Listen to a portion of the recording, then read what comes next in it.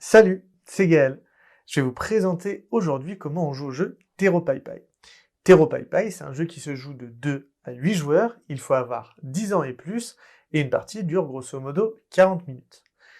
Qu'est-ce que TerraPaiPai? À quoi a-t-on affaire? Avec TerraPaiPai, on vous propose de vous plonger dans une aventure où vous incarnez un jardinier. Il va falloir créer son potager en associant judicieusement les plantes et en gagnant le plus de points à la fin de la partie. Attention, vos collègues jardiniers peuvent être des alliés ou des ennemis. Alors, comment commence-t-on une partie de TerraPaiPai? On commence la partie en distribuant les cartes plantes. Les cartes plantes sont les cartes mission. On en distribue 4 par personne. Les joueurs vont rendre 2 cartes, puis ensuite on redistribue 2 cartes par personne, et les joueurs gardent entre 1 et 2 cartes. Donc chaque jardinier dans son potager aura entre 3 et 4 cartes plantes. Attention, pour toutes les cartes plantes, les cartes mission qui n'auront pas poussé, vous perdrez les points qui sont symbolisés ici. Donc une carte plante, une carte mission, elle a un nombre de points qui lui est alloué, ici le petit poids 65, et puis aussi des ressources pour qu'elle puisse pousser. Le petit poids en l'occurrence, pour le faire pousser, il faut avoir une ressource terre, 2 ressources eau, et une ressource eau ou une ressource paille. Quand il y a le petit symbole eau paille, c'est qu'on peut substituer l'un à l'autre. Et il y a également des insectes qui sont soit entourés d'un rond rouge, soit entourés d'un rond vert. Quand les insectes sont entourés d'un rond vert, c'est que la plante éloigne ces insectes dans tout le potager, donc le petit pois éloigne les dorifores de votre potager, mais par contre le petit pois craint les mouches, puisque les mouches sont entourées d'un rond rouge. C'est donc comme ça qu'on va commencer le jeu, en sélectionnant ces cartes plantes, ces cartes missions, en regardant le nombre de points qui lui est alloué, et surtout en faisant les bonnes combinaisons de plantes. Maintenant, une fois qu'on a distribué les cartes plantes, on va distribuer des cartes ressources. Ce sont ces cartes ressources qui nous font pousser les plantes. On va en distribuer 3 par personne. Une fois que ça c'est fait, on va s'intéresser aux cartes événements. Les cartes événements, c'est les cartes jaunes. Donc pour les cartes événements, on va d'abord prendre dans les cartes événements, en regardant les cartes, 3 cartes silence ça pousse. Puis on va mélanger le jeu et on va sélectionner 21 cartes. Et enfin, on va prendre une carte fin de tour, qui est en jaune orangé. Et après les avoir mélangées, on va en prendre une au hasard, et on va la poser tout en bas du tas. Donc là, on a un jeu qui va représenter 25 tours. Donc une saison de TerraPaiPai, c'est 25 tours. Donc comment se déroule un tour de TerraPaiPai? La première chose, c'est que le joueur le plus jeune devra tirer la carte événement qui correspond au début du tour.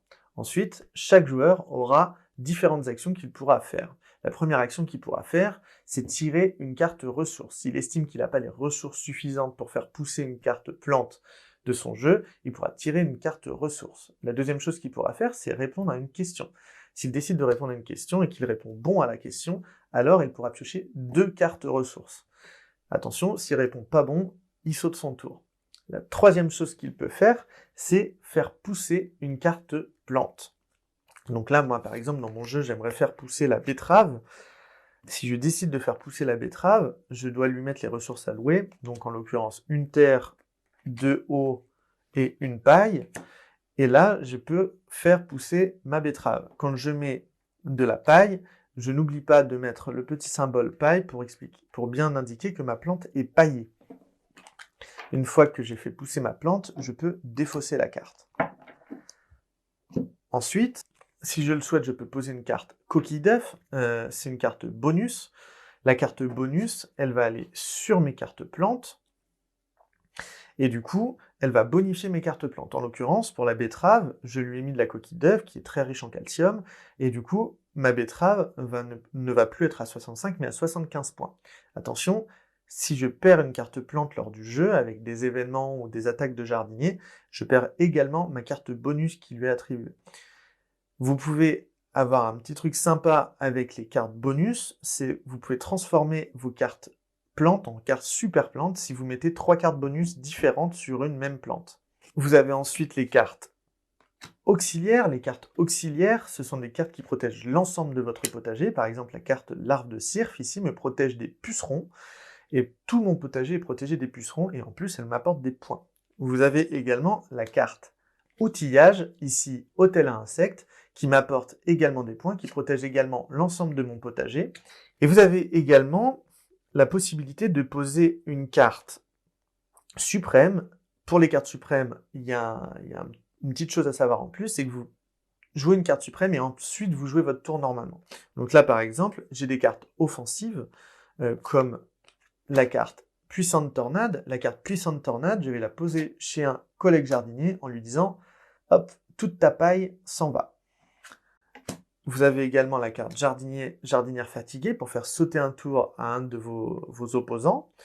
Vous avez également la carte Pesticides dans le potager. Ça, quand vous posez la carte Pesticides dans le potager, le jardinier qui reçoit cette carte doit sélectionner une plante à enlever. Donc il perd une plante. Vous avez également des cartes défensives. Supposons que je dise à mon collègue de droite « Pesticides dans le potager, tu dois enlever une plante de ton choix ». Lui peut dire non, car j'ai la carte Pachamama. La carte Pachamama, c'est la déesse Inca de la fertilité. Et Pachamama va le protéger des pesticides et de toute chose mauvaise qui peut se passer au potager. Et vous avez également des cartes qui seront un peu plus défensives ou qui vont vous aider au potager, comme la carte Super Plante. Donc la carte Super Plante se substitue aux cartes bonus, aux 3 cartes bonus. Quand vous posez la carte Super Plante sur une plante, on double ses points, ça devient une Super Plante. Vous avez également la carte Jardinier boosté. Du coup, ça c'est une carte qui vous permet de jouer 2 tours en un tour. Et vous avez également la carte Récolte miraculeuse qui vous permet de protéger une plante. Une fois que votre plante est récoltée, elle ne peut pas être perdue ni attaquée. Alors maintenant, on va voir un peu plus en détail les cartes événements et ce qu'elles peuvent faire. Qu'est-ce qui peut se passer avec les cartes événements? Donc comme je vous l'ai dit, on commençait avec 3 cartes Silence ça pousse. Et ensuite, il arrive d'autres choses au potager. Par exemple, il peut y avoir une invasion de pucerons et invasion de plein d'insectes. Si une de vos plantes n'est pas protégée des pucerons, alors on perd la carte en question. En l'occurrence, moi, le romarin, il craint les pucerons, mais je suis protégé par mon hôtel à insectes ou ma larve de cire.